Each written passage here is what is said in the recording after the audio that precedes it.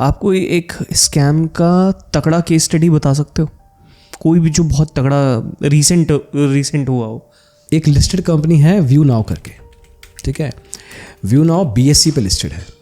अगर मैं आपको कहूँ कि BSE पे लिस्टेड है, 3 रुपये का स्टॉक था और इस साल के शुरुआत 2024 के शुरुआत में, और अगस्त में वो स्टॉक था 120 रुपये पकड़ लो, एंड देन एकदम से वो स्टॉक 200-250 रुपये का हो गया। 3 रुपये का स्टॉक 200 रुपये पे चला गया, तो आपको इंटरेस्ट आएगा, यू लाइक टू बाय।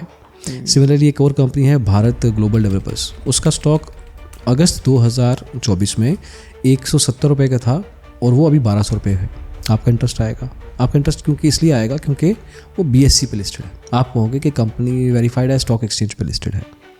इन दोनों केसेस में, व्यू नाउ के केस में ED ने उनके ऊपर छापा मारा है। 13 ऑफिस हैं व्यू नाउ के, छापे पड़े हैं। क्यों छापे पड़े हैं?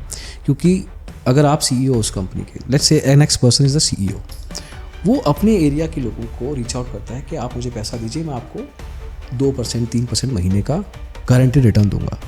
आप 10 लाख भी दे सकते हैं, 10,000 भी दे सकते हैं, 10 करोड़ भी दे सकते हैं। इस केस में एग्जैक्टली यही हो रहा था। लोग उस CEO को पैसा दे रहे थे और CEO अपने नाम पे अपनी ही कंपनी के स्टॉक्स को बाय कर रहा था। अब इसमें इसको कहते हैं पंप एंड डंप। मतलब आप अपनी कंपनी के स्टॉक को बाय कर रहे हो। अगर आप व्यू नाउ के शेयर होल्डिंग पैटर्न करके कुछ होता है, शेयर होल्डिंग पैटर्न बताता है कि उस कंपनी में बड़े बड़े इन्वेस्टर्स कौन हैं। मतलब एक तो होता है FII, मतलब बाहर के इन्वेस्टर, एक होता है DII, इंडिया के बड़े इन्वेस्टर, एक होता है पब्लिक इन्वेस्टर्स, जिसमें नॉर्मल लोग आते हैं।